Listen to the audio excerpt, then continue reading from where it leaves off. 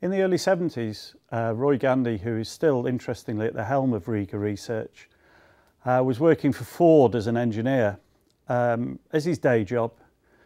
But in the evenings he was installing systems and building loudspeakers and turntables for friends of his.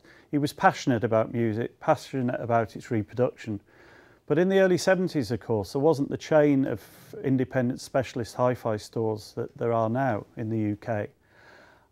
And he was called upon by his mates just to put systems together for them. And not happy with just providing systems and building kit turntables which were available at the time, he actually looked into the engineering of the turntables and how he could make them better. This was taking up increasing amounts of his time, and in round about 1972, together with his partner then Tony Relf, they formed Riga, the RE coming from Relf and the GA coming from Gandy. He still retained interest at Ford, and then the work for Riga just got so busy and he was enjoying it so much, and he was getting more and more of his mates wanting systems, that he started Riga Research.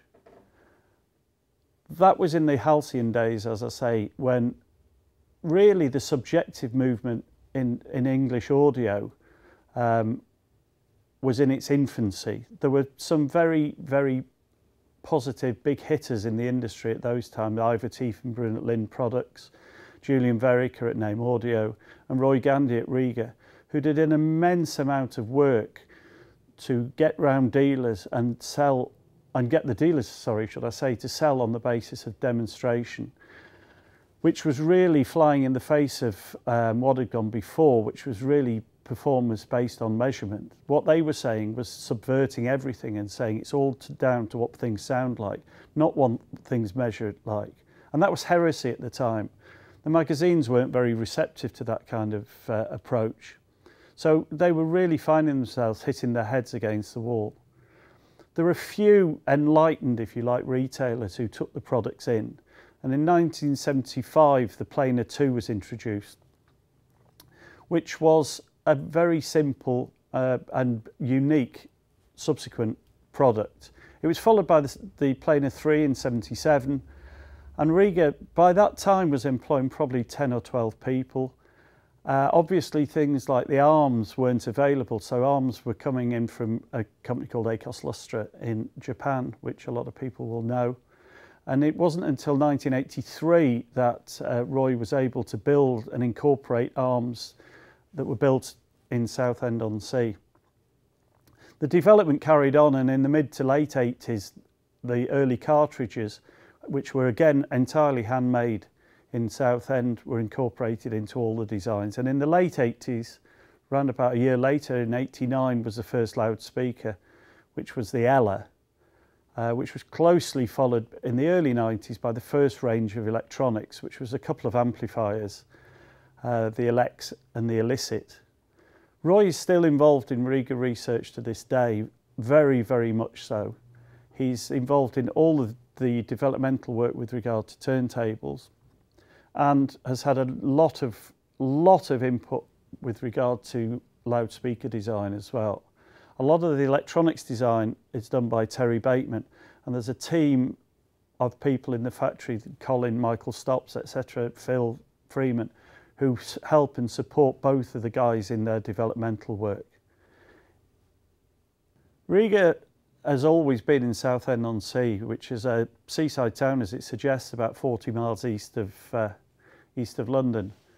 The first factory really of any size that we had was in Park Street in Southend-on-Sea. Recently we moved, probably about 4 years ago, to a building that Roy designed from scratch, in truth, and that's where the current manufacturing takes place. Such as the growth over the last couple of years that we've added mezzanine floors, we've had to restructure production, because as I've said before, everything we do is done in-house. We work very, very closely with local suppliers. 99% of everything we use is sourced in the United Kingdom, which is something we're very proud of. We employ round about 60 to 65 people now, which is up 50% from 3 or 4 years ago.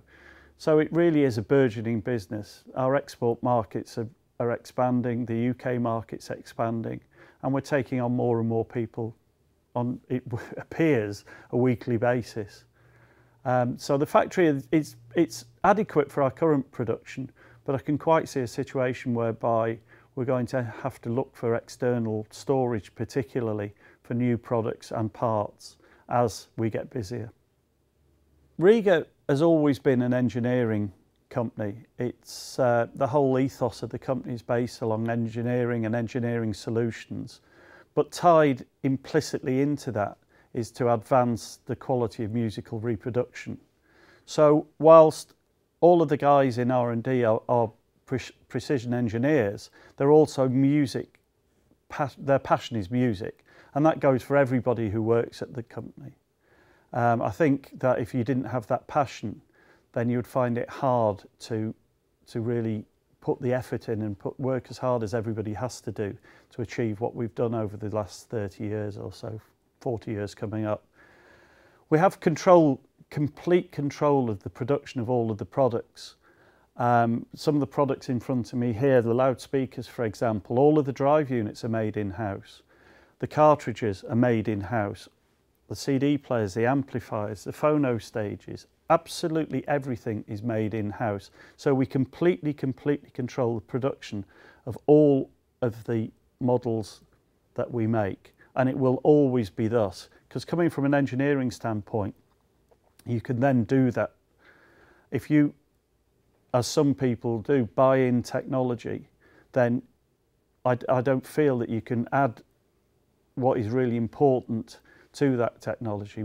Everything we do comes from a standpoint of engineering and engineering solving the problems. I think what's interesting is that we tend to aim our systems at lovers of music and not necessarily audiophiles. And that might sound peculiar, but because we all have an absolute passion for music, we don't necessarily worry about the means of communicating that passion, if you like, or delivering that passion. What is important to us is everything that we make delivers musical reproduction at a price point which is unrivaled from other manufacturers. And if you did like a mission statement for the company, it really would be to deliver musical reproduction systems at a sensible price that really deliver an all-round musical satisfaction that is unachievable at that kind of price point. I think the secret is to deliver a musical quality that is far and away better than the expenditure that you've spent on it. And all of our systems have to deliver that musical message. That's absolutely imperative. Obviously, Riga are operating as a niche in the massive musical market. We make specialist products for a specialist market, but we're growing, and we're growing quite fast. Music is very important in people's lives, and if we can deliver more music to more people, which might appear a glib or a sentimental view, I think that's something we all share. We want to share the gift of music, and if we can do that by making systems that are affordable, then more people will be able to indulge their love of music. And if we succeed in doing that, then we've done something right. Yeah, I think Riga are quite unusual in a lot of respects, and a lot of people see it as an idiosyncratic company. But Roy's always been a musician and has always wanted to reproduce what he hears when he plays, what the songs that he and the band play. So we have the ability to take that recording through a desk that he made, through the mastering, to releasing the record, which is something we also do, to cutting the record, to making the turntable it's played on, through to the amplification, through to the loudspeaker. So the whole thing can be reproduced on a Riga system, which isn't to say that you have to always have a Riga system. Obviously, there's a symbiotic relationship between all of the things that we make, and they do work incredibly well together. Riga products can sell within the context of a full system or without the context of a full system. But the whole company philosophy was born out to getting as close as we possibly can to the initial recordings, as close as we possibly can to that music that existed in the first place when it was being played. And we have the ability to do that, from the tapes through, as I say, to cutting the albums, to releasing the albums, to turntables, the hardware to play it on. And that's pretty unique. There are not many companies out there that can claim that.